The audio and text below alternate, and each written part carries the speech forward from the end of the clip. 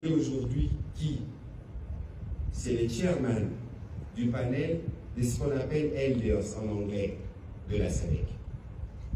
Vous savez que nous sommes engagés dans des discussions avec la SADC et qu'il y a quelques jours, on a convenu qu'il y a une force d'attente de la SADC qui devait se déployer ici en République démocratique du Congo. Et donc, en tant que tel, il va de soi qu'il doit avoir le président de la République. Il se trouve que le président de la République est à Lubumbashi. Il aurait été à Goma, il aurait été à Bukavu. Le président Kikwete irait à Goma ou à Bukavu pour le rencontrer. Après, je vois qu'il y a beaucoup trop de spéculations qui n'ont pas lieu d'être. Heureusement que nous venons vous donner la bonne information. La bonne information, c'est qu'à ce titre, il est venu consulter évidemment le président de la République sur le sujet, dans les cadres de cette force de la SADC qui doit venir, mais dans les cadres de cette organisation régionale. Et il ne faut pas oublier que le président tanzanien connaît bien la situation de la région, parce que lorsqu'il était président, je pense en 2013, la Tanzanie avait fait partie de la FIB qui avait des faits aux côtés de nos frères des CLM23. Donc il n'y a pas, comme j'ai cru le voir, de tentative de médiation, ce n'était pas à l'ordre du jour de son agenda. Bonjour, je suis Raphaël Walukonga.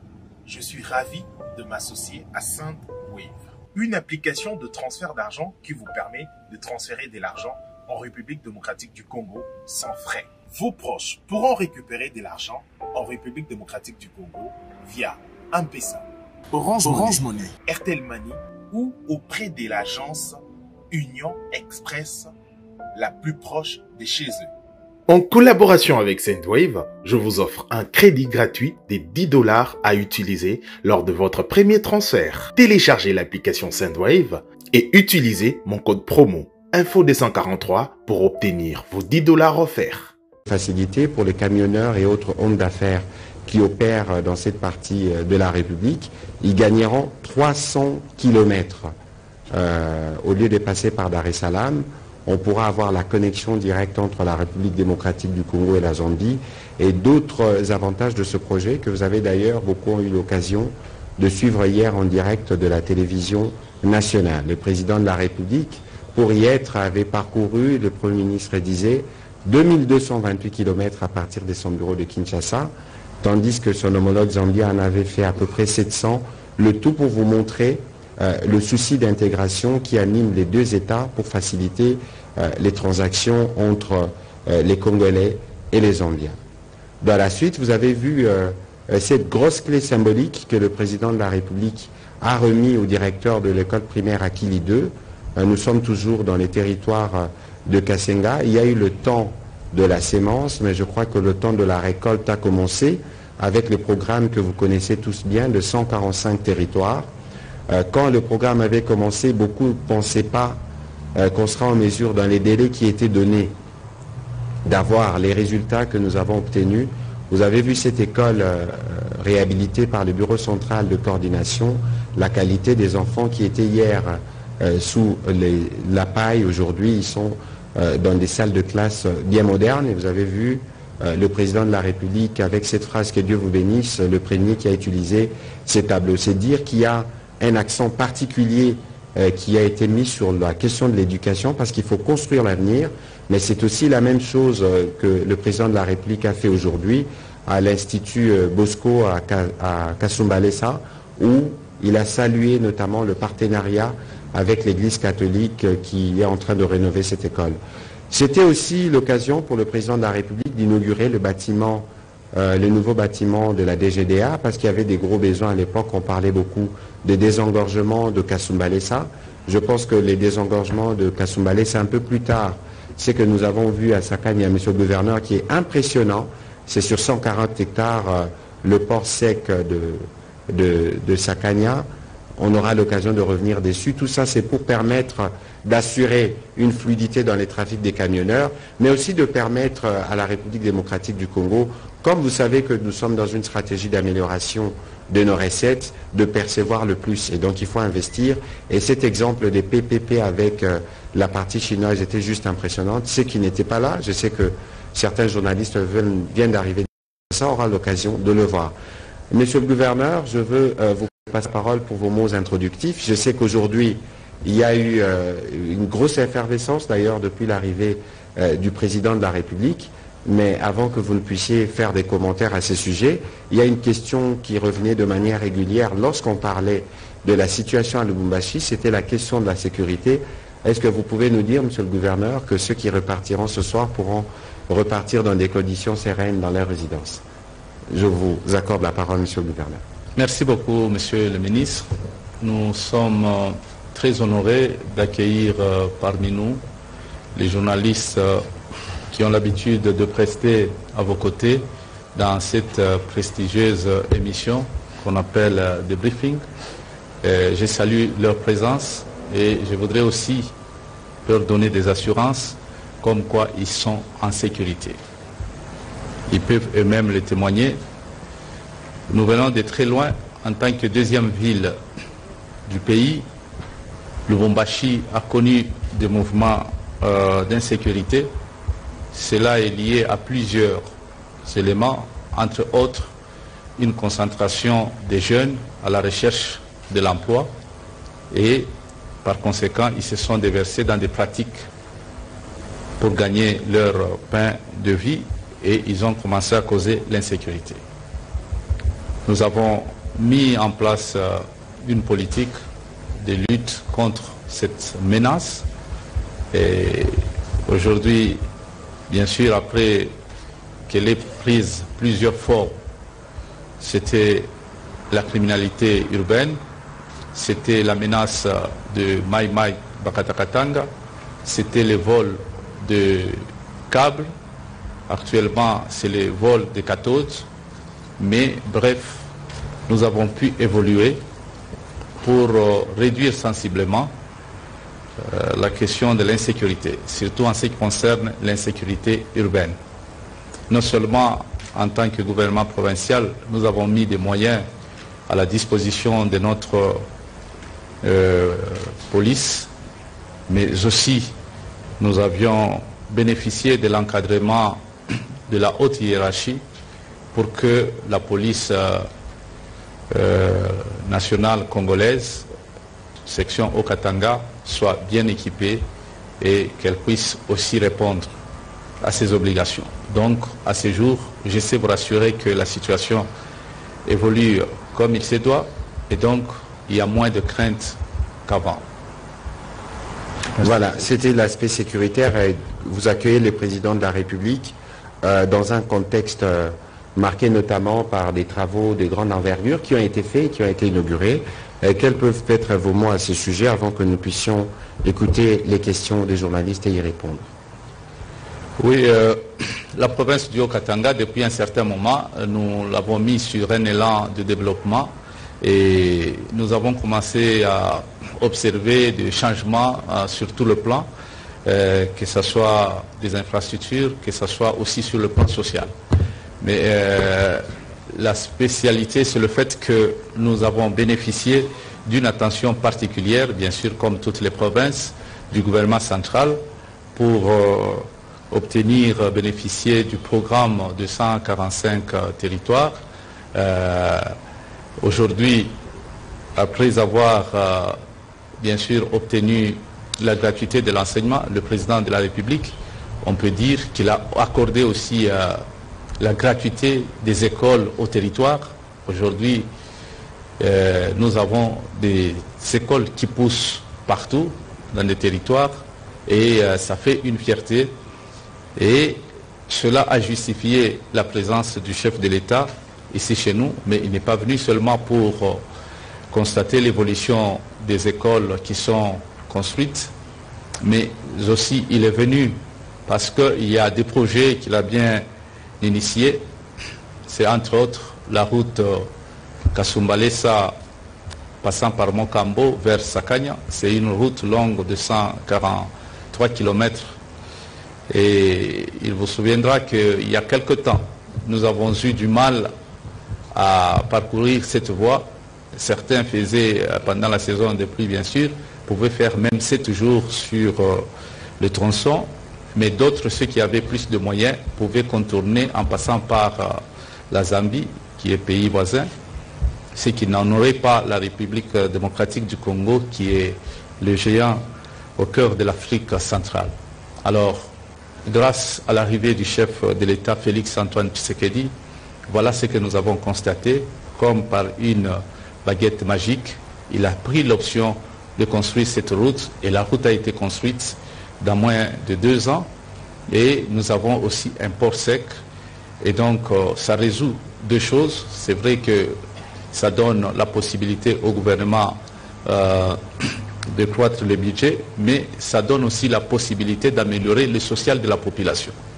Par social de la population, je vous ai dit tout à l'heure que nous avons une jeunesse désœuvrée, mais la création de l'emploi passe aussi par de telles infrastructures. Ce sont des infrastructures frontalières. Elles donnent la possibilité à la province d'absorber les chômages. Alors ça donne de l'emploi et donc ça améliore sensiblement non seulement l'économie du pays, mais aussi même la question du chômage, de l'emploi. Alors ça, nous avons salué, et c'est une première que cette route de Sakanya ait l'asphalte, mais aussi nous avons vu au niveau de Kasumbalesa qu'il y a l'amélioration des infrastructures douanières, parce que d'ici il y a de cela 2 semaines, 3 semaines, je crois, vous avez tous suivi, nous nous sommes transformés en police de circulation routière pour juste décongestionner la voie, parce qu'il y avait une saturation des tracks et les tracks ne pouvaient pas passer, et nous-mêmes en tant que gouverneur nous étions obligés de descendre sur la voie pour dégager, pour libérer la circulation. Et donc ça c'est un exercice fastidieux, exercice difficile, mais ça nous demande à ce que nous puissions nous concentrer sur le travail, et le travail c'est celui que le chef de l'État a pu faire, parce que ça permet cette fois-là d'avoir non seulement la frontière de Kasumbalesa, ça nous permet aussi d'avoir la frontière de Mokambo, ça nous permet aussi d'avoir la frontière de Lukangaba. Et donc ça va devoir décongestionner Kasumbalesa. Mais cela n'est pas... Le chef de l'État ne se limite pas seulement à ses projets, raison pour laquelle il est allé poser la première pierre à Tchalwe pour qu'il y ait un projet, comme le ministre l'a dit tout à l'heure, un projet qui relie la République démocratique du Congo à la République de Zambie, à partir du territoire de Sakanya, et de Kasenga plutôt, partant du village Tchalwe, où un pont de plus ou moins 350 mètres sera jeté, et la route sera asphaltée de Tchalwe jusqu'à Lubumbashi.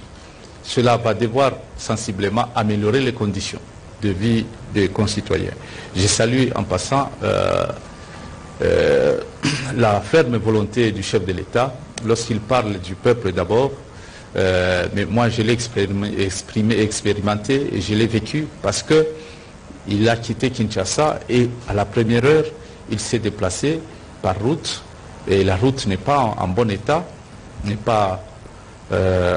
mais il s'est déplacé jusqu'à Tchalwe, et donc c'est une ferme volonté qui veut changer les conditions de vie des Congolais, et pour ça nous disons coup de chapeau au président de la République, et nous pensons que les Hauts-Katangais sont reconnaissants de cette détermination. Et je vais vous faire voir que c'est la première fois que le territoire de Kasenga accueille un président de la République. Le président de la République est allé à Kasenga, et c'est la première fois que nous connaissons cela, et donc c'est formidable. Mais non seulement c'est la première fois, mais le projet qu'il apporte, c'est un projet qui va devoir donner de l'emploi aux jeunes de Kasenga, c'est un projet qui va devoir impacter la vie de la population du Haut-Katanga. Donc voilà, monsieur le ministre. Merci, monsieur le gouverneur. Ce n'était pas seulement le président de la République démocratique du Congo, mais c'était aussi son homologue zambien. Pour rappel, Kasenga, c'est des territoires du Premier ministre Jean-Michel Sama Lukonde. Il a d'ailleurs si bien rappelé qu'accueillir 2 chefs d'État pour un territoire, c'est un événement historique. Et l'histoire a été écrite hier, et nous attendons de voir dans 2-3 ans quand on pourra venir récolter justement les travaux qui ont commencé.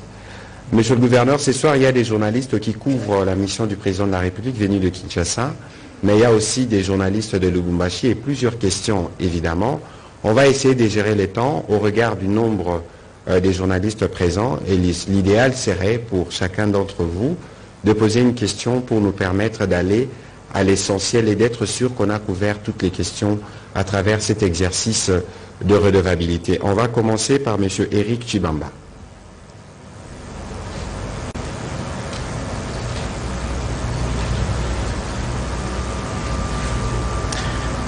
Merci, Excellence, de m'avoir accordé la parole. Alors, tout à l'heure, le gouverneur a évoqué le problème de l'insécurité en évoquant bien sûr les problèmes liés au vol des cathodes. Le problème, c'est qu'on constate depuis un temps, depuis les déplacements des Kinshasa et les départs du général ici sur place, la diminution de l'insécurité, surtout pour ceux-là qui tuaient en égorgeant. Est-ce qu'on peut se dire que cette histoire d'égorger les gens était liée à ces phénomènes cathodes? Et aussi, aujourd'hui, le fait que le président de la République soit venu ici faire tout ce qu'il a fait, Monsieur le ministre, c'est à vous. Est-ce que c'est une pré-campagne? Est-ce une façon de faire voir à la population que la population doit continuer à lui faire confiance et se dire que demain peut-être il n'aura pas l'occasion de venir dans les Haut-Katanga nous visiter encore pour nous donner son discours de campagne? Bon, écoutez, le président de la République lui-même, lorsqu'il s'adressait d'ailleurs à cette population qui est venue spontanément s'émasser à Kasumbalesa, il a dit que ce n'était pas encore le temps de la campagne. Lorsque nous avions commencé cette communication, j'ai dit que le président de la République était ici en avril de l'année dernière. Le président de la République peut venir à tout moment. Et je pense qu'ici, c'est là qu'il faut d'ailleurs situer l'exercice que nous faisons. Nous sommes dans un contexte de changement de narratif où nous sommes redevables vis-à-vis de la population. Et que lorsque les travaux s'exécutent, par exemple, lorsqu'on parle du programme de développement local de 145 territoires, lorsqu'on fait ces focus sur les écoles, beaucoup pensaient que nous étions dans l'abstraction. Les programmes des 145 territoires, toutes les infrastructures qui ont commencé, nous parlions tout à l'heure du pont qui sera versé sur la rivière Luapula, il ne faut pas les limiter au mandat politique. Parce que les besoins que nous avons dépassent largement les limites d'un mandat politique. Le président de la République est d'abord un père, grand-père aussi. Parmi les élèves qu'il a rencontrés, sûrement, il y en a qui ont l'âge de ses petits-enfants. Et donc, le souci, c'est de construire l'avenir. Et donc, ici, il faut situer cette visite dans le cadre de sa mission en tant que président de la République, mais aussi de nous en tant que gouvernement.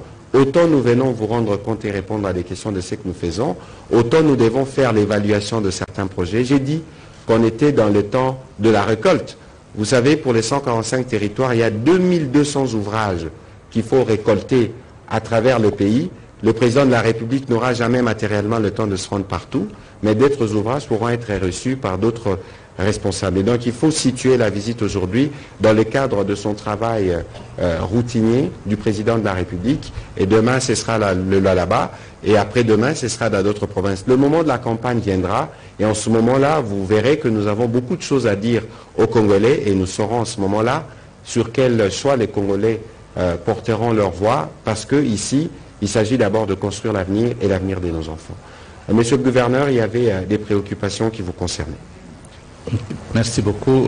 Monsieur le journaliste, je crois que vous avez posé la question de savoir si le phénomène de vol de cathodes avait un trait avec... avec l'égorgement, on égorgeait et puis on trouvait les gens qui étaient dans les sacs enfermés. Est-ce que c'était lié à ça? Parce que depuis un temps, on ne sait plus voir ces mouvements. Non, je ne pense pas. Il faut faire la part des choses. Je crois que le phénomène des cathodes, c'est un phénomène nouveau. Nous l'avons découvert du fait que depuis un certain moment, Tenke Fungurume avait suspendu les exportations.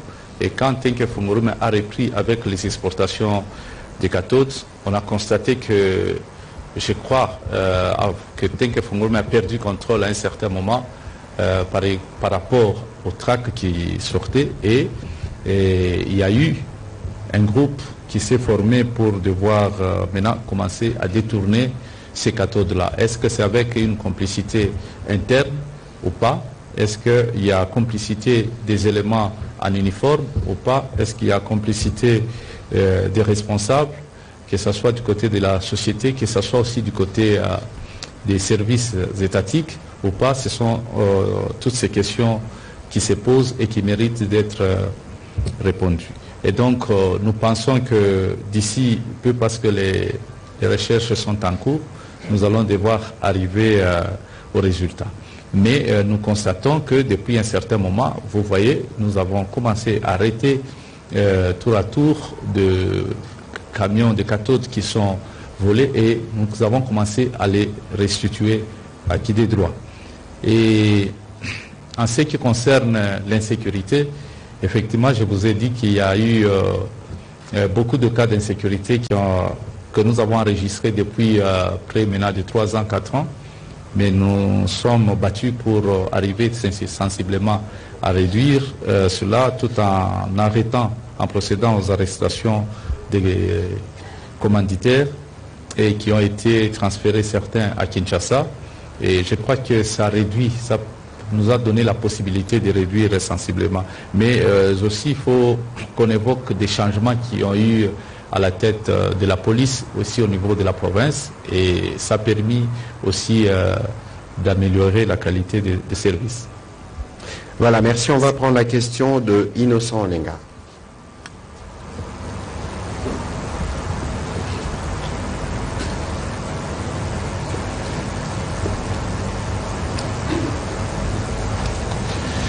Merci beaucoup pour la parole.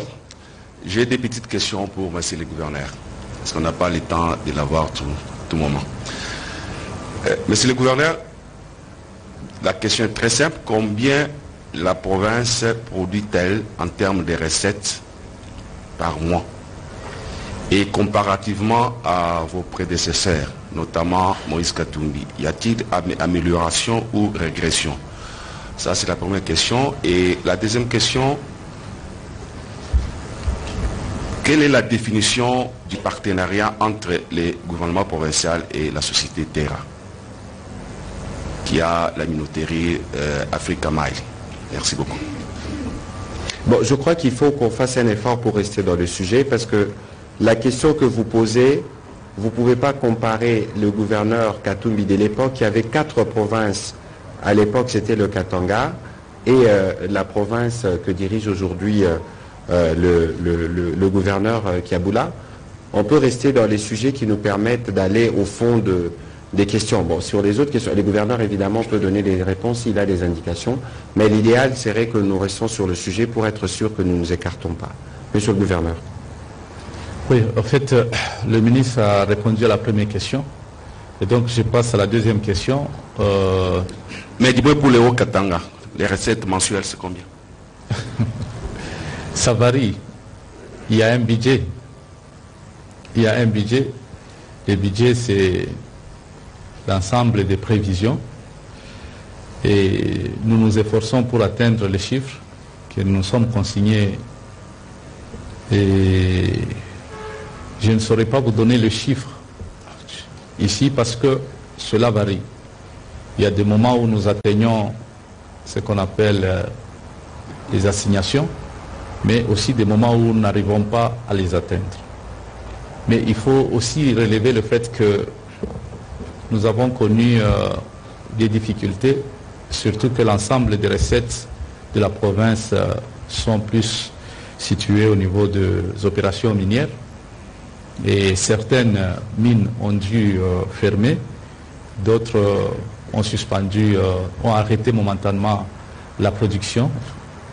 Et donc ça nous a mis totalement en difficulté en tant que province minière.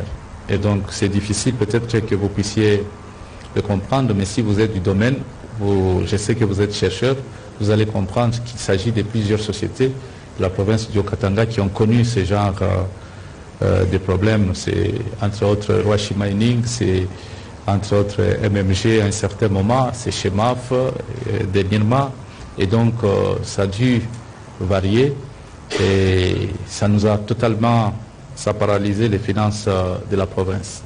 Mais des efforts sont fournis pour arriver à relever le niveau de finances et je crois que d'ici peu nous allons facilement arriver à surmonter les difficultés. Je sais que c'est la question que vous n'avez pas posée, que vous gardez pour vous, mais je vous donne la réponse pour vous satisfaire. Donc voilà en gros la réponse. Voilà, on va prendre la question Il y a de Madame question, Esther la Dio. question par rapport à Terra. Comment vous, la définition des partenariats? Le gouvernement provincial a mis en place une politique de subvention, des subventions à l'agriculture ou de l'agriculture. La première année, nous avons subventionné les agriculteurs qui sont organisés, certains en coopérative, d'autres qui sont regroupés au niveau des villages qu'on appelle villages agricoles, d'autres c'est des grands fermiers, c'est entre autres Terra, qui est parmi les grands fermiers. Terra a dû bénéficier de la subvention du gouvernement provincial. Pour la première année, nous avons subventionné à 13 000 hectares. La deuxième année, on était à 11 000. Et la troisième année, nous étions à 15 000. Et la quatrième année, nous étions à 20 000, c'est-à-dire la saison passée. Et cette saison, nous allons encore, d'ici peu, subventionner 20 000 hectares. Et parmi les bénéficiaires, il y a aussi Terra. Mais la spécificité de Terra parmi les bénéficiaires, c'est le fait que Terra détient aussi une minoterie, et c'est la plus grande minoterie en Afrique centrale. Alors, qu'est-ce que nous avons fait? Nous avons la possibilité, lorsque nous subventionnons, nous avons la possibilité d'avoir du maïs comme remboursement, et ce maïs-là est transformé localement. Nous n'envoyons pas ça à l'étranger pour la mouture, mais nous transformons ça localement en farine, et c'est cette farine qui nous a sauvés, que nous avons constitué comme étant un stock stratégique lors de la crise qui a piqué, qui a fouetté la province du Haut-Katanga. Nous avons mis ces stocks pratiquement à $10, c'était même moins de $10 parce que c'était à 20 000, quel que soit le taux, mais nous avons gardé le prix à 20 000 et ça a essayé de contenir la pression de cette crise de maïs. Donc Terra, c'est un partenaire, c'est aussi en tant que ferme peut-être, une ferme que nous encadrons aussi au niveau du gouvernement provincial. Voilà, Madame Esther Diour.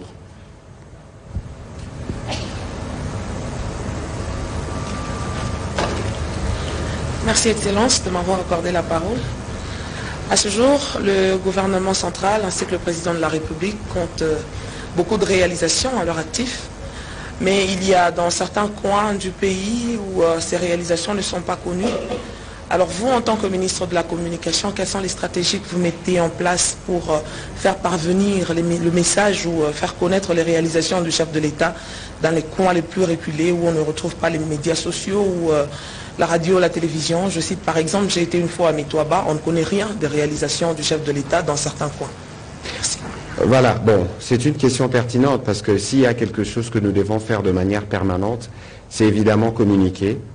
Et je dois le prendre sur mon compte que par rapport à l'immensité du travail que nous faisons et du pays, on ne sait peut-être pas toujours tout couvrir de manière optimale. Mais ici, je veux vous retourner la question parce que ceux qui sont censés communiquer sur ce que nous faisons, c'est aussi cela le travail du journaliste, la collecte, le traitement et la diffusion.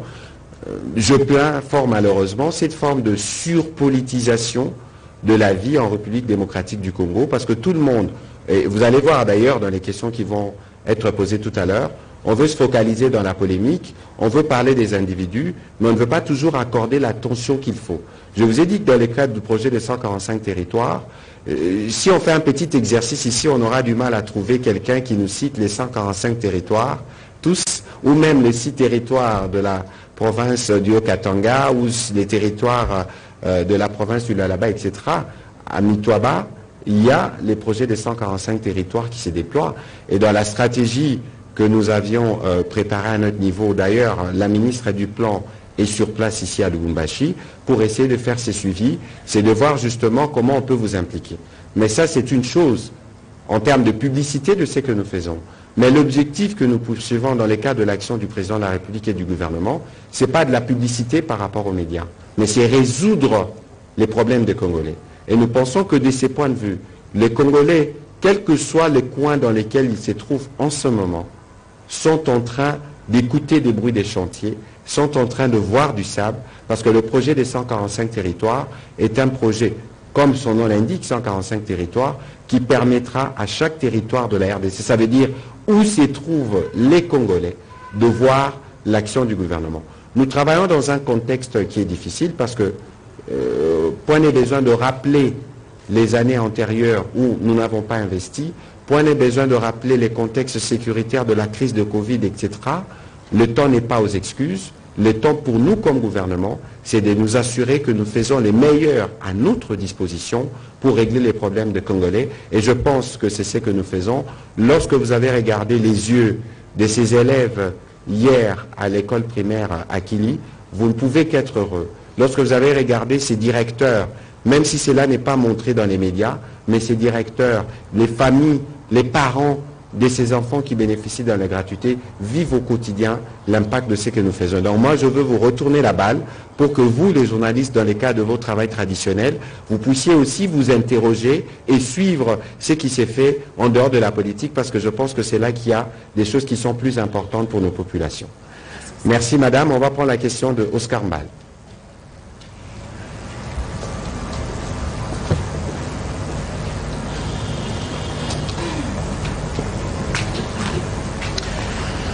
Merci, Excellence, pour la parole.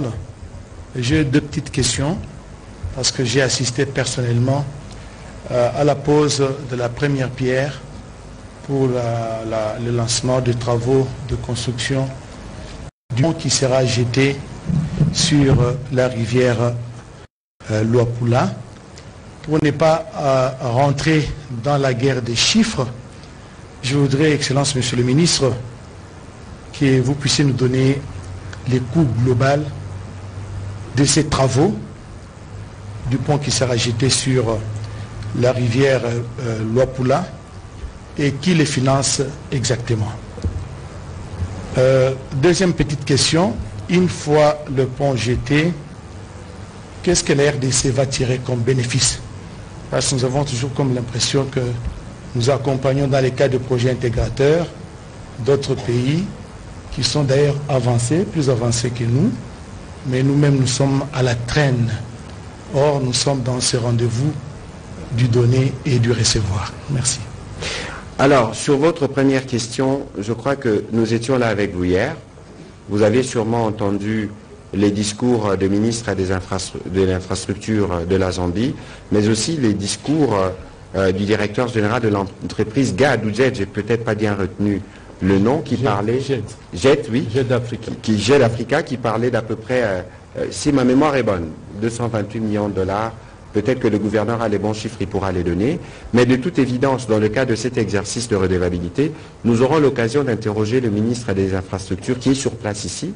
Peut-être qu'on n'a pas pu l'avoir ce soir, peut-être que, en tout cas, un de ces quatre, il pourra venir pour donner des détails sur le projet. Je sais que c'est un partenariat public-privé d'une entreprise qui va travailler à la fois en République démocratique du Congo et en Zambie, parce qu'il faut, c'est un projet intégré, vous l'avez dit, qui doit faire avancer les communautés des deux côtés de la frontière.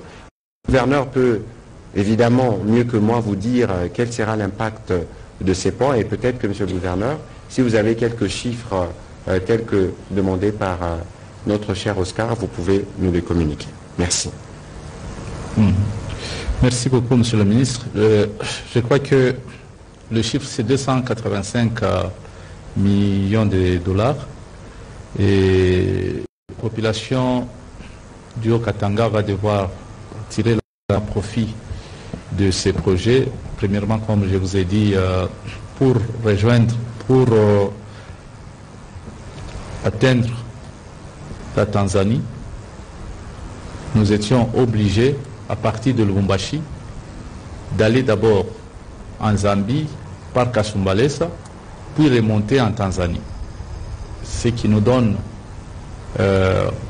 contrairement à celui qui prend le tronçon Lubumbashi-Kasenga, Kasenga-Chalwe, Dar es Salaam, celui-là, il va gagner 300 km. Alors, premièrement, le coût de revient de la marchandise est assez moins et par conséquent, le prix de vente pourra être aussi minimisé. Ce qui sous-entend que nous pouvons avoir la réduction ou nous pouvons avoir la marchandise à moindre coût. Ça a un impact sur le vécu de la population, mais ça permet aussi que le coin se développe. Vous savez ce que nous venons de constater aujourd'hui à Sakanya. Sakanya, c'était une cité qui n'était pas totalement sollicitée, c'est-à-dire qui n'était pas totalement habitée, mais aujourd'hui, on trouve des constructions qui commencent à pousser, tout simplement parce qu'il y a une activité économique. Et donc le port, le pont qu'on va jeter là et le poste frontalier qu'on va construire là va devoir aussi amener des activités et ça va absorber le chômage, comme je l'ai dit tout à l'heure. Et donc c'est une très bonne chose pour notre jeunesse, mais c'est aussi une très bonne chose pour le social de notre population, parce que la ville de Lubumbashi sera approvisionnée à moindre coût. Voilà, on va prendre les questions de Madame Chanel Chico. Monsieur Chanel Chico, excusez-moi.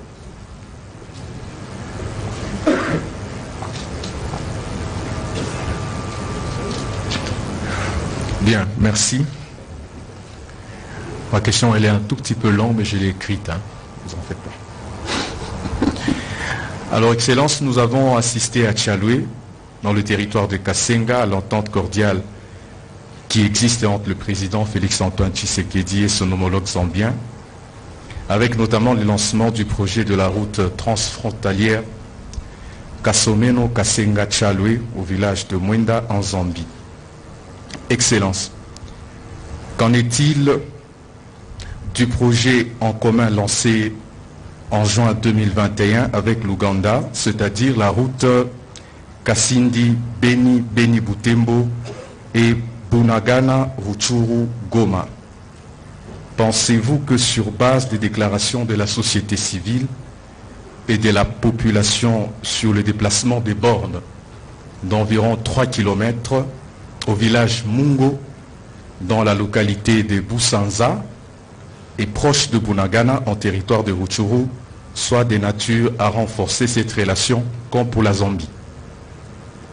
Là, c'est la première question. La deuxième question, c'est autour du sujet de M. Stani Bouchakera. Pour Assado, le confrère Stani Bouchakera est en détention pour des raisons autres que celles liées à l'exercice de sa profession journaliste. Selon Women Rights Watch, la justice lui demanderait de relever les sources d'un article de Jeune Afrique qu'il n'aurait même pas écrit. À l'heure actuelle, que pouvez-vous nous dire de plus sur sa situation? Merci pour vos questions. Sur la première question, bon, si vous avez fait le lien, le parallélisme entre les deux pays, c'est des situations qui sont différentes. Alors, sur la question de la bande frontière, c'est une question que nous suivons de près au niveau du gouvernement. Je pense que le ministre des Affaires étrangères utilise les voies diplomatiques qu'il faut pour arriver à régler cette question, parce qu'il est hors de question qu'on puisse déplacer les périmètres, les bornes de frontières qui sont prévues depuis bien longtemps. On ne pourra pas, évidemment, je ne pourrai pas vous donner plus de détails, vu que c'est une question qui est suivie de près au niveau des Affaires étrangères, parce que même le collègue, le VPM Jean-Pierre Bemba de la Défense s'est référé au ministre des Affaires étrangères dans le cadre du fonctionnement du gouvernement pour avoir des éléments à ce niveau. Et très rapidement, on pourra vous donner une réponse, parce que j'ai vu qu'il y a beaucoup d'inquiétudes sur le sujet. C'est des questions que nous suivons de près. Avec le ministre des Affaires étrangères, on pourra vous donner des réponses.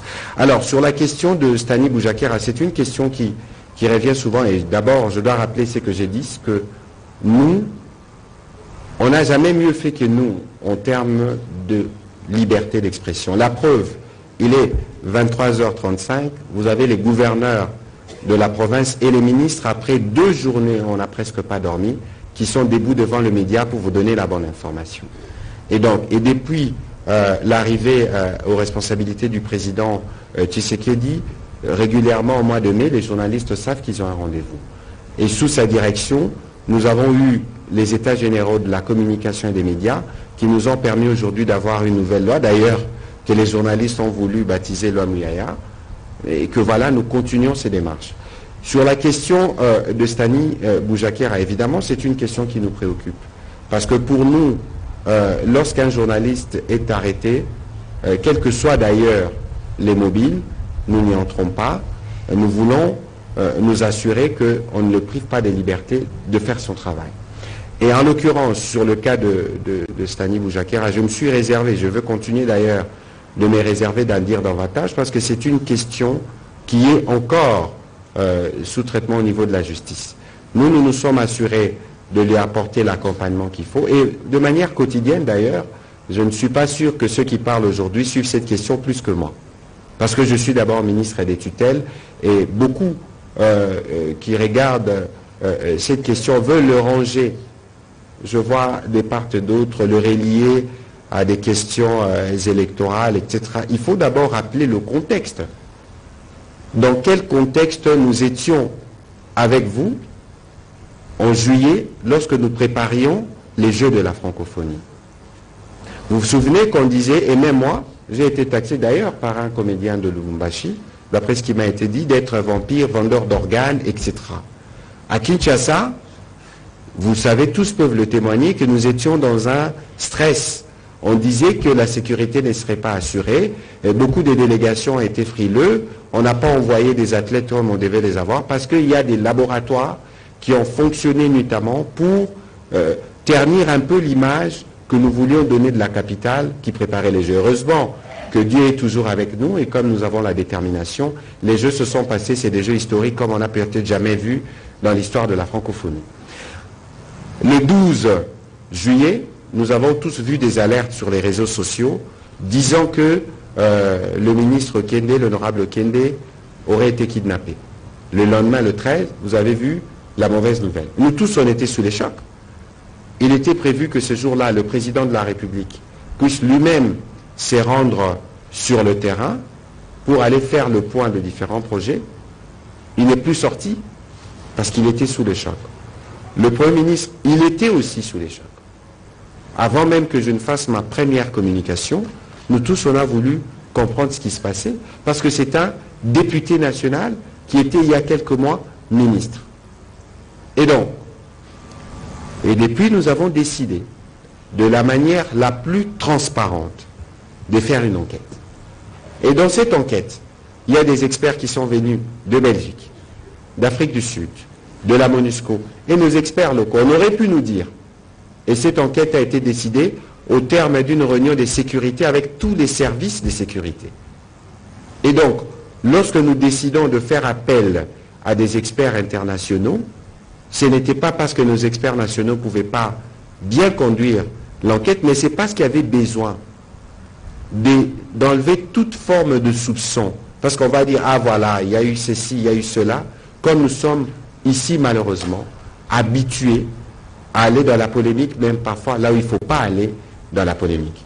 Et donc il y a une enquête qui est soutenue par des experts internationaux, qui s'est faite de manière transparente. Parce qu'ici, il faut faire attention. Le temps de la justice n'est pas le temps des médias. Moi, je suis ministre de la communication et des médias, et c'est d'ailleurs l'embarras sur le sujet. On ne sait pas parler du côté de ce qui se passe du côté de la justice, parce que c'est des méthodes qui sont différentes. Et dans les moments venus, ils pourront peut-être faire de communication pour ce qui les concerne. Mais pour ce qui nous concerne, qu'est-ce que nous avons fait? Ce rapport qui est sorti, je pense, le 30 août, qui a commencé à circuler le 30 août 2023, est un rapport faux qui est attribué à l'ANR. Lorsque vous lisez les contenus de ces rapports, de par la forme, etc., lorsque vous le regardez, j'ai parlé à plusieurs journalistes ici qui ont reçu ces rapports, qui ont dit qu'ils ne pouvaient pas l'exploiter parce que c'était un fake report. Lorsque des médias, je l'ai dit récemment quand j'étais à Washington, comme RFI, publient ces rapports, M. Boisbouvier, je le cite, m'a contacté pour solliciter une interview avec le président à New York. Et je lui ai posé la question, pourquoi RFI ne nous a pas posé la question, n'a pas posé la question à une quelconque autorité congolaise pour contre-vérifier ces rapports. C'est cela, le traitement de l'information. Ça, c'est ce que nous faisons au plan professionnel. Parce que je dois rappeler que dans la loi que nous avons adoptée, c'est une loi qui est encore plus protectrice des journalistes. Parce qu'aujourd'hui, on ne peut pas arrêter un journaliste parce qu'il a écrit un article qui portait atteinte à M. Kiaboula, sans que M. Kiaboula n'ait eu l'occasion, à travers le droit de réponse, d'être rétabli dans ses droits. Ce n'est que lorsqu'il n'obtient pas ses droits de réponse que M. Kiaboula peut saisir la justice en ce moment-là. Et donc, nous, ce que nous avons dit, nous avons fait observer à ses confrères, à ses journalistes, que ce n'était pas professionnel de leur part de traiter un rapport, alors qu'ils savent le contexte dans lequel nous sommes, alors qu'ils savent qu'il y a un rapport qui est attendu. Vous vous basez sur un rapport qui risque de porter atteinte à l'authenticité du rapport qui sera fait par des experts venus du monde entier. Parce que nous avions voulu associer les FBI, la DGC, tous les services des pays amis pour obtenir l'éclairage. Ce que nous avons fait, c'est ce qui est professionnellement recommandé. Le ministre de l'Intérieur, le vice-premier ministre et ministre de l'Intérieur, a écrit à Jeune Afrique et à RFI. Contrairement à ce qui s'est dit, les responsables à la fois de Jeune Afrique et d'RFI savaient que cette réaction arriverait bien avant d'ailleurs l'arrestation de Stani. Parce que nous avions discuté avec eux.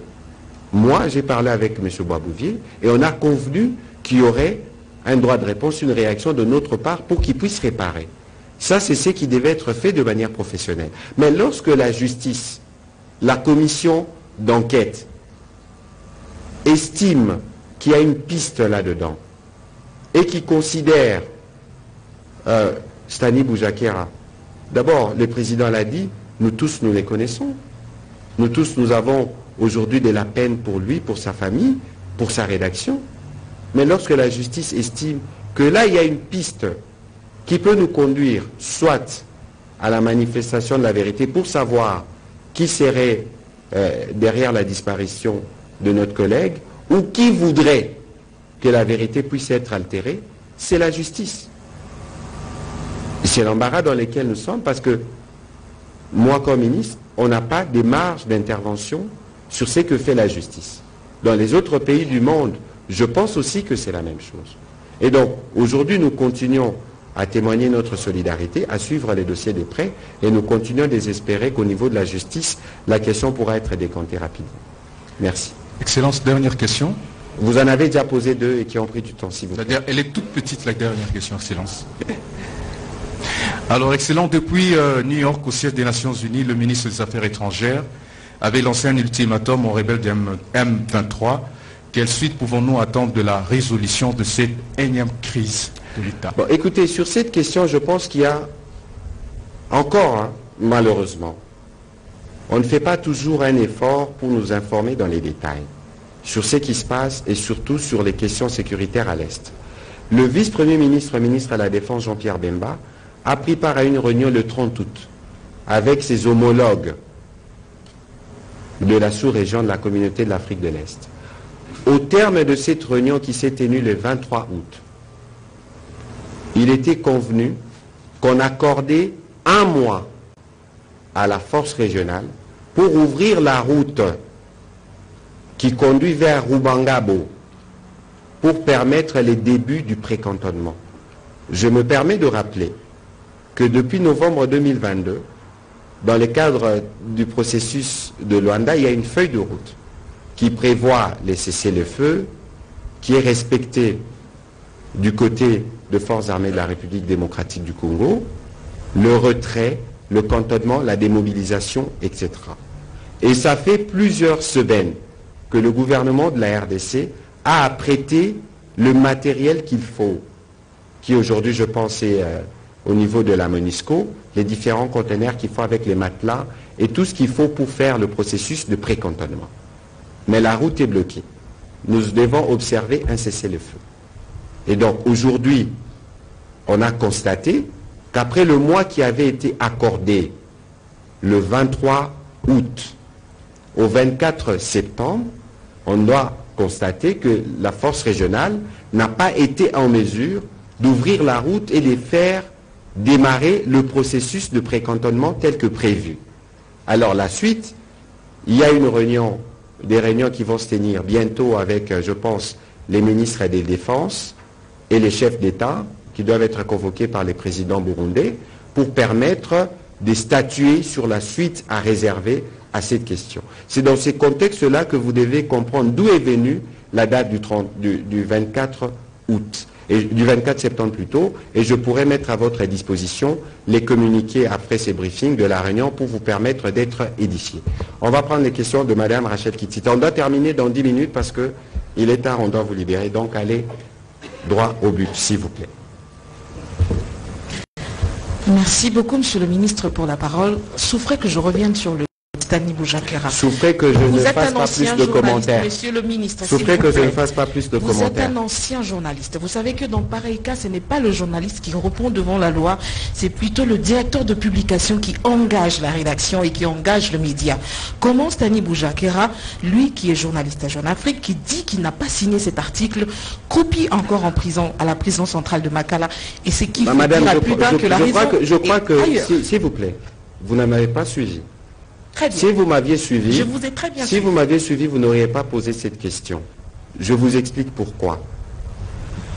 Parce que je vous ai dit, comme gouvernement, il y a un article qui est sorti avec des informations qui étaient incorrectes. Qu'est-ce que nous faisons? On a écrit. Est-ce que vous avez accès au dossier d'accusation? Pourquoi alors pensez-vous que nous on a écrit à Jeune Afrique? Pourquoi voulez-vous que le ministre de la Communication réponde d'une question qui est traitée par la justice? Interrogez le parquet. Vous êtes journaliste, allez-y. Parce que sur cette question, il ne faut pas qu'on fasse d'amalgame. Je ne pense pas. Et d'après les témoignages qu'il reçoit de confrères, on a fait autant de progrès pour les questions qui nous concernent. On ne va pas nous reculer derrière cet engagement. Mais ici, il y a un cas malheureux qui arrive, qui vous affecte, sûrement pas plus que moi. Parce que ceux qui nous regardent de l'extérieur ne connaissent pas les contextes du stress que nous avons vécu à la mort de l'honorable Chérubin. C'est sûr qu'on perdra des places dans les classements Reporters sans frontières. Vous n'en répondrez pas. Les médias n'en répondront pas. C'est nous, les gouvernements. Et donc il faut considérer que nous sommes de bonne foi, mais il faut aussi considérer que le travail de la justice doit être respecté. Donc je souhaiterais que ces questions, j'ai répondu exceptionnellement, parce que depuis les débuts, je m'abstiens de répondre à cette question pour éviter, parce que c'est une question qui nous dérange nous tous, mais il faut, à mon avis, attendre la justice. Et s'il y a des préoccupations, saisissez les parquets. Alors, on va revenir sur les questions de notre sujet. Je voudrais finir avec une autre question d'actualité, si vous le permettez. L'ancien président tanzanien qui est arrivé à Lubumbashi, il se raconte beaucoup, il dit qu'il est venu écouter le président de la République, mais plusieurs analystes également, que nous lisons à travers les réseaux sociaux et les médias, qu'en est-il exactement? Est-ce que vous en savez un peu plus sur l'objet de sa venue ici en République démocratique du Congo? Alors, vous faites bien de poser cette question parce que il y a beaucoup trop de spéculations. Est-ce que vous connaissez, Madame Kitita, la qualité du président Jaka-Emri Kikwete actuellement? Combien d'entre vous connaissent sa qualité? À quel titre il est venu? Il est bien évidemment ancien président de la Tanzanie, mais il est aujourd'hui qui? C'est le chairman du panel de ce qu'on appelle elders en anglais de la SADC. Vous savez que nous sommes engagés dans des discussions avec la SADC et qu'il y a quelques jours, on a convenu qu'il y a une force d'attente de la SADC qui devait se déployer ici en République démocratique du Congo. Et donc, en tant que tel, il va de soi qu'il doit avoir le président de la République. Il se trouve que le président de la République est à Lubumbashi. Il aurait été à Goma, il aurait été à Bukavu. Le président Kikwete irait à Goma ou à Bukavu pour le rencontrer. Après, je vois qu'il y a beaucoup trop de spéculations qui n'ont pas lieu d'être. Heureusement que nous venons vous donner la bonne information. La bonne information, c'est qu'à ce titre, il est venu consulter évidemment le président de la République sur le sujet, dans le cadre de cette force de la SADC qui doit venir, mais dans le cadre de cette organisation régionale. Et il ne faut pas oublier que le président tanzanien connaît bien la situation de la région, parce que lorsqu'il était président, je pense en 2013, la Tanzanie avait fait partie de la FIB qui avait des faits aux côtés de nos phares des CLM23.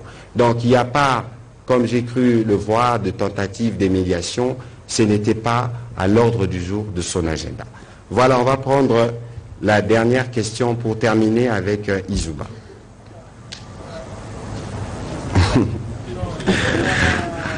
Ou on prendra la question de...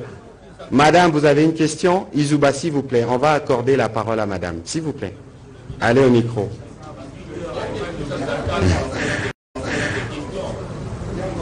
Écoutez, alors, posez une question. Parce que la plupart des questions qui sont posées, c'est des questions qui se répètent.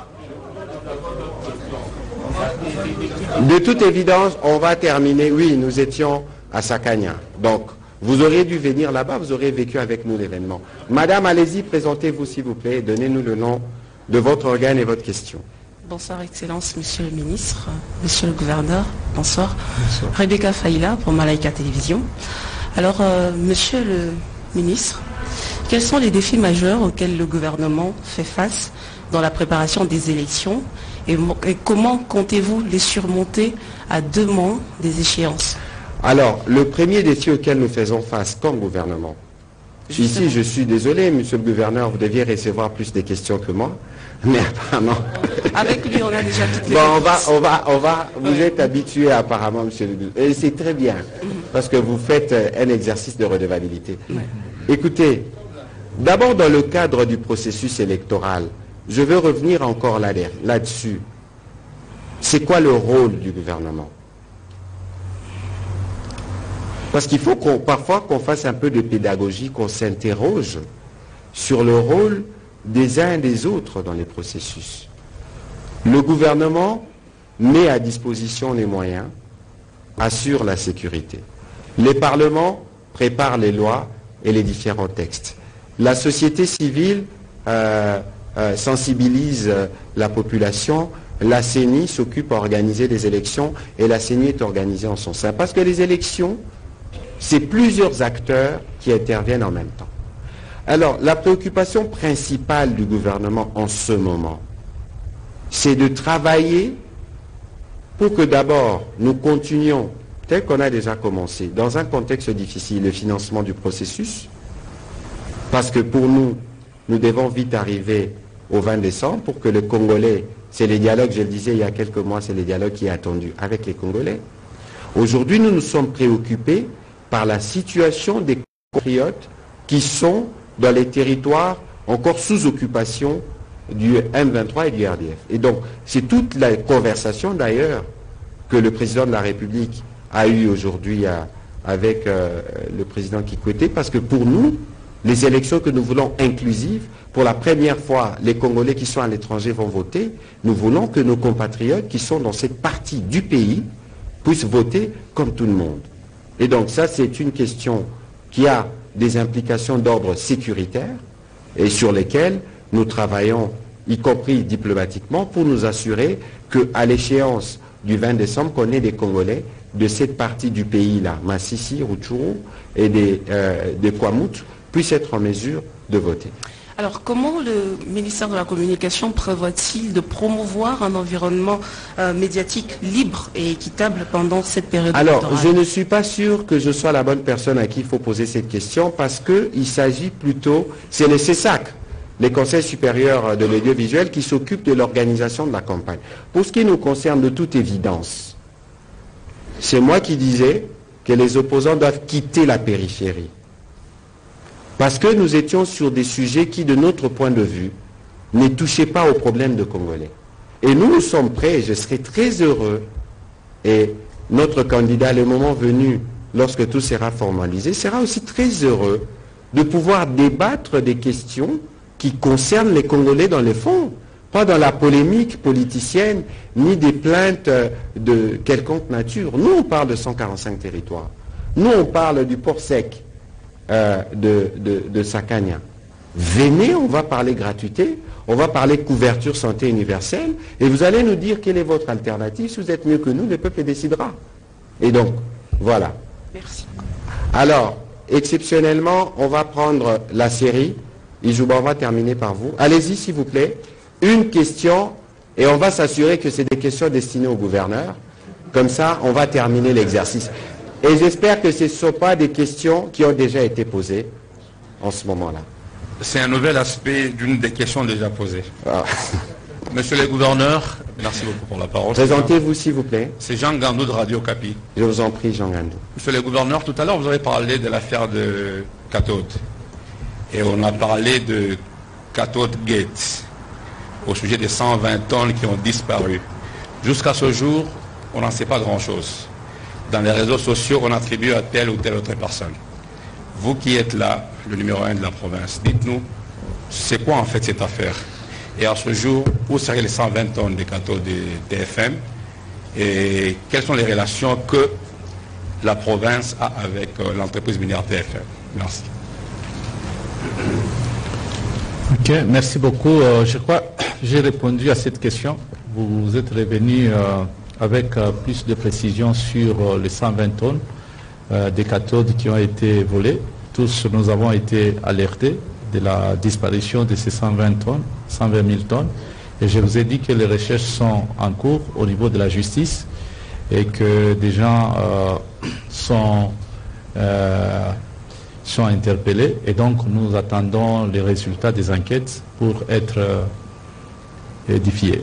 Et donc, les dossiers ne se trouvent pas à notre niveau, mais nous pensons qu'il y a des efforts qui sont fournis par la justice pour arriver à déceler ou à établir les responsabilités. Voilà.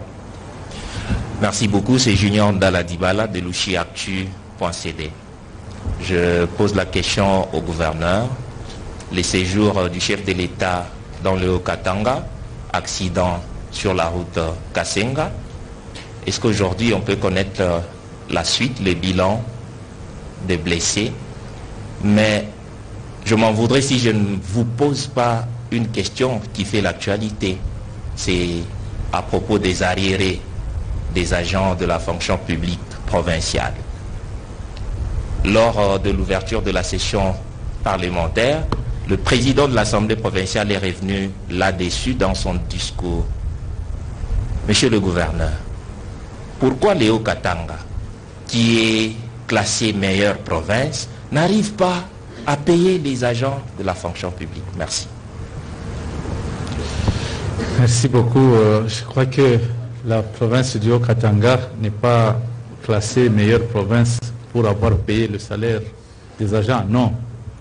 Mais c'est l'ensemble de son programme. Je vous ai fait savoir les difficultés que nous avons connues en ce qui concerne le niveau de recettes, et cela qui est pratiquement lié à la sous-production de certaines sociétés dans la région, malheureusement, qui ont connu une baisse de production. Il fallait d'ailleurs évoquer aussi le cas de manque d'énergie électrique. Et que ce soit ici, même dans le Lualaba, on connaît actuellement le même problème. Et d'ailleurs, aujourd'hui, nous venons d'assister à Kasumbalesa. Le chef de l'État est allé visiter la construction d'une sous-station, d'une station plutôt de station. Hein? Tout à fait, nous étions là. D'une station pour arriver à améliorer la qualité de l'énergie électrique afin de servir la société, plutôt la cité de Kasumbalesa et la société Sodinico pour accroître la production. Et donc, avec la forme de criminalité que j'ai décrite ici, le vol des câbles électrique en cuivre, ça nous a sensiblement aussi mis en difficulté du fait que aujourd'hui certaines sociétés minières sont privées d'électricité. Alors il y a une nouvelle ligne qu'on est en train d'ériger déjà, si vous voyez sur le tronçon Likasi-Lubumbashi, une nouvelle ligne qui est en train d'être tirée. Ça va nous permettre d'améliorer la qualité des dessertes électriques afin de servir les sociétés minières. Et donc tout ça, ce sont des raisons tout à fait techniques et vous ne saurez pas. Mais aussi, il faut avouer que la province est engagée dans des chantiers ou des projets assez ambitieux et qu'il fallait terminer à tout prix. Et donc, vous voyez qu'il y a quand même des chantiers qui continuent, qui évoluent très bien. Et donc, quand je parle des chantiers, j'ai fait allusion au camp qu'on est en train de jeter au niveau de la rivière Kafubu pour relier la commune de la Katouba au quartier 5 ans. Je parle de travaux sur la route marché Moïse. Je parle de la route Kassapa prolongée que nous sommes en train de construire. Je parle de la route du boulevard Katouba qui est en construction. À Likasi, c'est le boulevard Panda pour l'instant. C'est la route de contournement. C'est la route de Sapin 2. Sapin 2 qui se construit. Et donc, il y a beaucoup de chantiers qui évoluent, qui avancent comme il se doit. Pourquoi? Parce que d'ici peu, c'est le retour de la pluie et donc il faut accélérer avec ces projets. C'est la première fois, certes, que la province du Haut-Katanga puisse connaître des difficultés à ce niveau pour enregistrer des arriérés de salaire de 2 mois, pour l'instant 2 mois. Et donc, c'est nouveau, mais je crois que nous sommes en train de travailler pour arriver à améliorer cela. Bref, il faut faire la part des choses. Lorsque nous parlons des chantiers, nous voyons des travaux d'intérêt public, d'intérêt général. C'est-à-dire même celui qui n'est pas agent du gouvernorat, il va devoir utiliser cette voie. Même celui qui est agent du gouvernorat, il va devoir utiliser cette voie. Lorsque nous parlons de la sécurité, ça concerne et les agents du gouvernorat et ceux qui ne travaillent pas au gouvernorat et toute la population de manière générale. Et donc, nous efforçons à assurer la question d'intérêt général, mais nous efforçons aussi d'assurer aussi la question d'intérêt particulier qui est l'intérêt de nos agents. D'ailleurs, nous tous, nous sommes agents. Donc voilà. Vous n'êtes pas aussi, vous enregistrez aussi des arriérés. Oui, donc j'ai aussi des arriérés comme tous les agents. Voilà, sur la question de l'accident. Sur la question de l'accident, le gouverneur pourra vous faire le bilan évidemment. Okay. Mais je pense qu'il y a eu, en tout cas, plus de peur que des mal. Parce qu'il y a eu carambolage, il y a eu 2-3 incidents, le gouverneur en dira davantage. Des véhicules, il y avait de la poussière sur la route et je crois qu'il y avait un chauffeur qui a brusquement freiné et des véhicules se sont cognés. Le cas qui était à l'instant, qui était émotionnellement difficile à gérer, c'était le cas du ministre Jean-Lucien Boussa, qui n'était pas blessé, parce qu'il n'y avait rien d'apparent, mais qui semblait avoir un choc au niveau de la poitrine. Et il a été secouru sur place. Je me suis arrêté d'ailleurs du cortège pour m'assurer que tout se fasse. Et ici, je dois véritablement saluer la capacité d'intervention des équipes du cortège du président avec le général Kangoudia, parce qu'ils avaient une ambulance, ils avaient tout ce qu'il faut pour intervenir sur place, prélever les signes vitaux. Et le ministre Jean-Lucien Boussa se porte bien parce que j'ai parlé avec lui déjà depuis hier.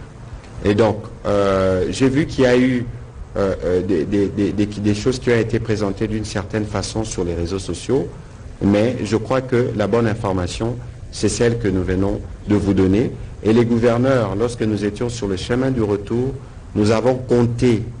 Il y avait, je crois, une ambulance qui avait connu un problème sur la route. Il y avait les 4 véhicules concernés dans les carambolages qui impliquaient les membres du gouvernement. Et puis il y avait, je pense, un autre véhicule. Et notamment, d'ailleurs, monsieur le gouverneur, vous pouvez dire ce que vous avez fait, comme vous êtes là. Je ne suis pas porte-parole du gouvernement. Au fait, quand on suit les réseaux sociaux, on sent que c'est vraiment dramatisé. Il n'y a pas eu en soi, il n'y a pas eu de mort, de décès. Donc, il y a eu un seul blessé, aussi pas grave. Et 4 voitures qui ont été touchées, que nous avons déjà ramenées ici à Lubumbashi. Et donc, et que notamment vous avez envoyé la police pour s'assurer de la sécurité de ces véhicules, oui. Merci. Voilà, est-ce que vous pouvez permettre qu'on termine cet exercice Bon, venez avec vos questions alors, posez-les en série et on répondra une fois pour toutes. Allez-y. Moi, c'est Hugues Tchubang de HK6 Télévision. Monsieur le gouverneur, semble-t-il que vous et le président de la République, vous êtes en froid. Ce n'est qu'une image de façade que vous nous présentez. Le président vous laisse peut-être pour battre sa campagne, ou sinon, c'est une résultante de vos va-et-vient. Kinshasa, Lubumbashi, dernièrement, il y a eu des problèmes et voilà. Pour la campagne de 2023, on vous laisse quand même finir pour bien battre la campagne de Fachi que vous qualifiez de béton. Merci. Merci beaucoup. Bon, il vaut mieux répondre. Allez-y alors. Oui, je crois que vous ne pouvez pas, vous, gouverneur, être en froid avec votre chef, qui est le président de la République, parce que vous le représentez, et donc ça ne va même pas vous, le président ne va même pas vous accorder 5 minutes à la tête d'une si grande province comme la province du Haut-Katanga. Et donc, je crois que ce sont des relations de chef et subalterne et son représentant ici en province, je le représente, et ça prouve qu'effectivement, vous n'avez pas été avec nous à Kasumbalesa aujourd'hui. Si vous étiez avec nous à Kasumbalesa, vous n'allez pas poser cette question. Nous avons dit une image de façade. Nous ne pensons pas. Le chef de l'État, il n'est pas comme cela. Et puis, nous garder pour battre campagne, non. Nous sommes là parce que nous avons été élus par l'Assemblée provinciale. Et c'est pour un mandat de 5 ans. Et d'ici peu, nous allons atteindre les 5 ans. On va organiser les élections des gouverneurs. Il faut me demander si je serai candidat gouverneur ou je vais viser autre chose. Par exemple, gérer la chaîne HK6, par exemple. Voilà. S'il vous plaît, on va limiter à 2 parce qu'il est minuit passé. Il faut vous permettre de rentrer chez vous. On va terminer avec la dame et ce sera Edmond Izuba. De toute façon, on aura d'autres exercices. Nous reviendrons régulièrement. Vous pouvez être sûr que nous allons revenir. Quelqu'un posait la question. Aujourd'hui, je disais que c'était un avant-goût en journée. Et donc, nous reviendrons quand il y aura la campagne, peut-être même bien avant la campagne. Et sans tabou, nous répondrons à vos questions. Merci beaucoup. Excellence, je reviens un peu à vous.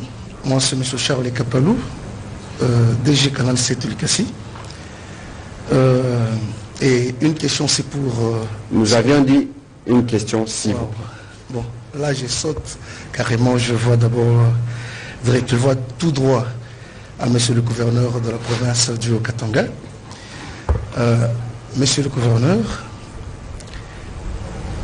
êtes-vous content de recevoir le président de la République ce jour à Lubumbashi? Est-ce que vous étiez satisfait et la population était aussi satisfaite pour ça? Parce qu'il y a d'autres questions que je devrais vous poser. On a dit d'être un peu bref. Ok. Merci beaucoup pour la question. Oui, nous sommes satisfaits. Voir le président de la République visiter une province, ce n'est pas... ça ne vient pas régulièrement. Et donc, chaque fois que nous recevons le chef de l'État ici chez nous en province, nous sommes contents. Et Je peux vous dire aussi que c'est un sentiment de patriotisme, une fierté pour nous en tant que gouverneur de le recevoir depuis dimanche qu'il est avec nous. Et je vous ai dit qu'il n'est pas venu en visite familiale. Non, il est venu pour travailler. Et vous l'avez vu, et je vous ai dit pour la première fois, le président de la République arrive à Kasenga, à Tchalo. Et donc deux présidents, celui de la Zambie et celui de la République démocratique du Congo. Et donc ça c'est une fierté, d'abord pas seulement pour moi en tant que gouverneur, c'est une fierté pour tous les Haut-Katangais. Nous l'avons vu aujourd'hui. Il est allé à Sakanya. Sakanya c'est à 240 km qu'il a fait aller-retour, donc c'est plus ou moins 500 km qu'il a parcouru aujourd'hui. Demain, je me réserve, mais il a encore des actions. Nous avons fait au moins 1000 km avec le président depuis hier et aujourd'hui. Oui. Sur la route. Si on ajoute les 2000 de Kinshasa jusqu'ici, ça fait 3000 km que le président a parcouru pour venir nous voir ici. Et donc, ça c'est une fierté pour nous. Et j'ai eu à le dire, il y a de l'impact sur le vécu de la population. La question d'emploi. Aussi longtemps que nous n'allons pas donner de l'emploi à nos jeunes, nous allons connaître le problème d'insécurité. Ça, c'est la règle pour toutes les grandes villes. Et donc, nous devons absolument soutenir toute action du gouvernement central qui vise à absorber le chômage. C'est le cas de l'ouverture du port sec de Lukangaba qui va employer plus de 1000 personnes. C'est le cas du port de Kasenga qu'on va construire d'ici peu, qui va donner aussi de l'emploi. Et donc ça, nous sommes totalement satisfaits et d'accord avec le président Fachi Béton. Voilà, on va terminer avec madame. Disons avec Izuba pour le compte de Kinshasa. Les autres confrères, on pourra prendre la liste, on va s'assurer que vous posez des questions au prochain exercice, s'il vous plaît. Madame, allez-y, présentez-vous. Moi, je m'appelle Godelive Niemba, je représente le magazine La Guardia, un magazine en ligne à Lubumbashi. Quand j'ai juste déposé une seule question, je vais m'adresser à vous, Monsieur le Ministre. Je reviens sur les projets 145 territoires, exactement. Vous nous avez dit tout à l'heure qu'il y aura 2500 ouvrages qui seront 2200 ouvrages. 2200 ouvrages qui seront livrés. Moi, j'aimerais savoir en termes de bilan, combien d'infrastructures ont déjà été livrées et pour les Haut-Katanga, combien jusque-là ont déjà été réalisés? Alors, j'ai discuté hier avec ma collègue du plan parce que j'avais voulu qu'elle s'associe à cet exercice, mais justement, elle avait d'autres tâches. Très bientôt, on viendra faire l'exercice avec elle. C'est elle qui, au quotidiennement, peut faire les dénombrements. Ce que moi, je peux vous dire, c'est qu'à ce stade, nous avons 500 projets qui sont préparés.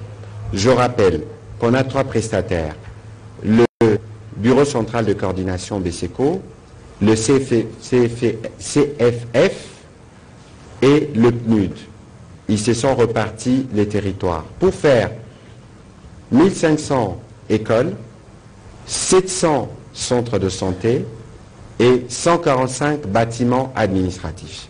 Il y a évidemment un volet routier qui est caché. Aujourd'hui, par exemple, le président de la République a insisté depuis hier pour que le centre de santé, qui initialement, dans le cadre du projet, je pense qu'il y avait une dimension d'équipement qui n'avait pas été intégrée, pour que cela le soit. Il avait déjà donné des instructions et on va s'assurer que les écoles, comme l'école que vous avez vue hier à Kili, lorsqu'une école est livrée, elle est équipée.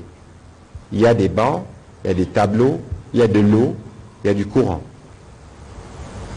Et donc, lorsqu'on fera les dénombrements par province, vous-même vous pourrez être au courant, mais ici déjà vous avez plusieurs exemples. Et demain encore, nous serons dans les lois là-bas pour voir aussi ce qui s'est fait là-bas, à titre indicatif, parce que le président de la République n'aura pas le temps d'aller partout. Donc vous pouvez être sûr que dans le cadre de l'implémentation de ces programmes, nous allons nous assurer que les Congolais le voient. Et lorsque le président de la République ou les membres du gouvernement seront en mission d'itinérance pour aller récolter ce qui a été sémé dans le cadre de ces projets, je ne voudrais pas que certains confrères crient, c'est la campagne. Ce n'est pas la campagne, c'est le travail. Nous devons nous assurer que le travail que nous avons commencé, nous l'avons achevé. Voilà. Edmond Izouba pour terminer. Merci beaucoup, Excellence, pour votre indulgence. Je suis vraiment ravi de constater que... Vous avez fait les voyages de Kinshasa? Tout à fait. Alors, je suis satisfait de remarquer que la question de Boujakera continue à préoccuper les journalistes de la RDC en général, parce que j'ai vu plusieurs confrères d'ici revenir sur la question. Tout à fait. Alors, elle nous préoccupe autant aussi. D'accord, je vous le concède. Alors, je voulais en fait aborder cette question de opération des charmes. Tout à l'heure, le confrère a parlé du président de la République, mais ça se généralise et ça se radicalise dans les institutions, et voire même par certains ministres qui, pendant cette période, ils descendent sur terrain pour faire des dons, des cadeaux et tout ça, mais ce n'est pas ça ma préoccupation générale. Je voulais poser cette question parce qu'il y a des candidatures qui s'enregistrent du jour au lendemain à Kinshasa, au quartier général de la CENI. Vous l'avez peut-être connu comme docteur. Aujourd'hui, Mukwege se déclare candidat à la République. Cette personnalité, cette icône, prix Nobel de la paix, fait peur au gouvernement ou au candidat Félix Tshisekedi. Alors peut-être pour terminer aussi... Vous me faites rire. Aujourd'hui, le mandataire de Moïse Katumbi ont été renvoyés du bureau de la CENI parce qu'il manquait un document, une pièce originale, donc attestation des nationalités. Donc ils ont promis de revenir demain pour déposer la candidature. Est-ce que ce n'est pas là le début de manœuvre pour écarter Moïse Katumbi? Excusez-moi de vous poser cette question. Mais en fait, vous avez posé cette question pour nous faire rire. C'est pas plus mal non plus. De toute façon, écoutez, lorsque toutes les semaines, je viens devant vous pour faire cet exercice de redevabilité qu'on appelle briefing, est-ce que nous les faisons en fonction de la campagne ou nous les faisons parce que c'est le travail du gouvernement? C'est aussi l'actualité, monsieur le ministre. Non. Nous avons, avec le président de la République et le Premier ministre Sama Lukonde, instauré une culture qu'il n'y avait pas avant. Et d'ailleurs, je ne dévoile rien. Très bientôt, peut-être que le président de la République nous fera l'honneur de répondre aux questions dans le cas d'un briefing spécial, évidemment, parce qu'il s'agit du président de la République. Parce que pour nous, la redevabilité fait partie de notre action. Et vous avez en face de vous le porte-parole du gouvernement. Notre action, elle n'est pas parfaite.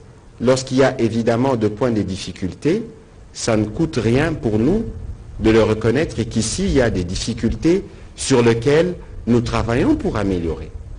Et donc, lorsque vous venez me dire, alors que j'ai déjà dit tout à l'heure, que c'est nous qui demandions aux opposants de quitter la périphérie, parce que nous voulons débattre des questions de Congolais de fond.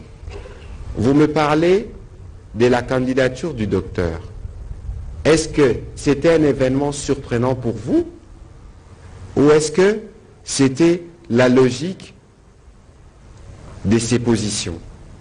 De toute évidence, que ce soit lui, que ce soit les autres, parce que lorsque vous commencez à parler des dossiers des candidatures qui n'ont pas été apprêtés, j'ai commencé en répondant à la question de Madame de Malaika ici, vous dire que dans les élections, chaque institution a son rôle.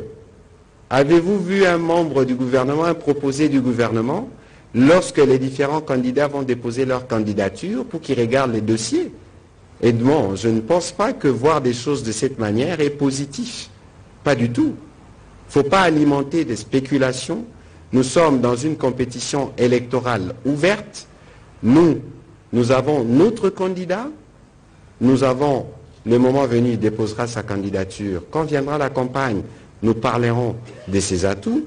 Les autres qui viennent, c'est bien d'être candidats, qui préparent leurs idées.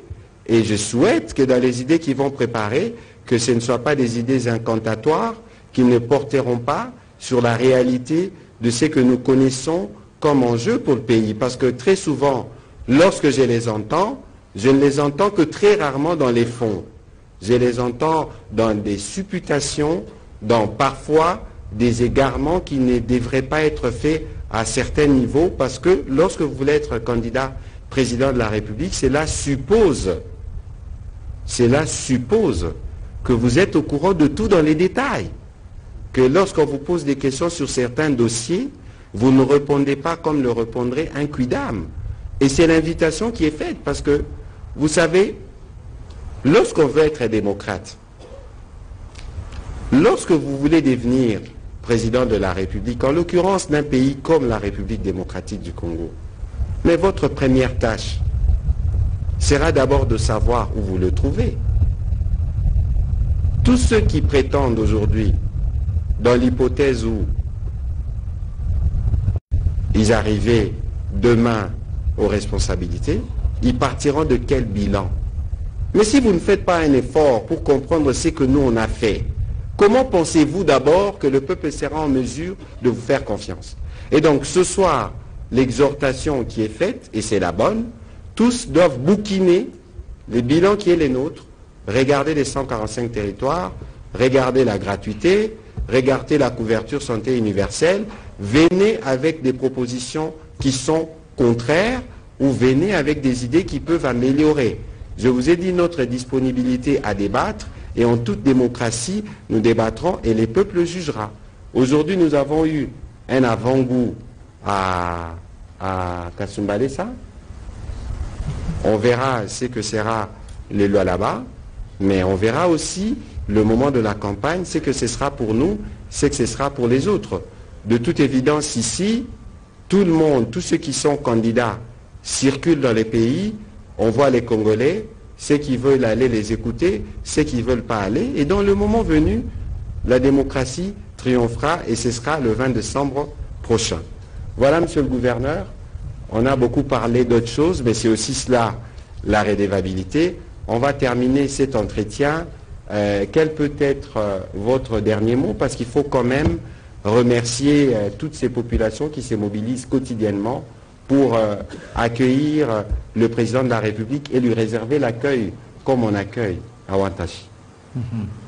Merci beaucoup, monsieur le ministre. Je crois que je suis impressionné par le sens de patriotisme et d'engagement de ma population au regard de la visite du chef de l'État. Tout à l'heure, avec vous, nous venons d'effectuer les tronçons Lubumbashi-Kasumbalesa. Le chef de l'État est passé à Machipicha à 10h, autour de 10h bien sûr, pour rentrer à 20h. Mais nous avons trouvé des gens en train de l'attendre là à 20h. Ils l'ont vu le matin et puis ils sont restés là, l'attendre à 20h. C'est ce que nous avons vu aussi le jour de son arrivée. Les gens se sont décidés d'aller nuitamment l'accueillir à l'aéroport. C'est des choses qu'on ne voit pas. Et quand on voit ça, on se dit, ça c'est une très bonne chose et ça montre que les gens sont attachés à leur patrie. Les gens sont attachés à leur président de la République. C'est lui le président, le garant de la nation. C'est lui qui nous représente, qui engage la nation et donc il constitue notre fierté et Léo Katangé le porte parce que j'étais en train de vous dire les projets qu'il a effectués, qu'il vient de réaliser, la route, d'abord juste la route Kasumbalesa-Sakanya, long de 145 km, 43 km. Cette route n'a jamais existé. Il y fallu l'avènement du président Fachi à la tête de ce pays pour que nous puissions avoir cette route. Et donc ça, c'est vraiment significatif. La population de Sakanya, la population de Mokambo, la population de Kasenga, la population de Lubumbashi, du Haut-Katanga tout entier est reconnaissante par rapport à ces gestes. Et donc, c'est ce qui fait que nous puissions, dans le Haut-Katanga, porter le président de la République, Félix Antoine Tshisekedi. La petite histoire qui m'a marqué par rapport au président de la République, c'est que il m'a dit une fois, monsieur le gouverneur, moi ce que j'attends de toi, c'est le travail. Ce n'est pas ton parti politique, mais ce que j'attends de toi, c'est le travail. Le travail, pas pour toi, mais pour la population. Si la population est contente de ce que tu fais, je suis content et tu gardes ta place. Et c'est ce qui se passe aujourd'hui. Et donc, j'ai fait le travail pour que la population soit contente et la population trouve son compte. Vous vivez ici à Lubumbashi, vous les journalistes, vous voyez la qualité des routes que nous sommes en train de construire. Et donc, c'est sans complexe. Vous pouvez aller à Istanbul, vous allez trouver le même type de route. Vous pouvez aller en Afrique du Sud, vous allez vous rendre compte que c'est pratiquement la même chose. Et donc, nous avons modernisé les infrastructures. Et donc, il y a cette volonté. Lorsque vous prenez le boulevard Fatih Béton, vous avez vécu ici, ça fait plus de 20 ans que nous avons souffert pour atteindre, pour se déplacer du centre-ville vers la Roachie, vice-versa.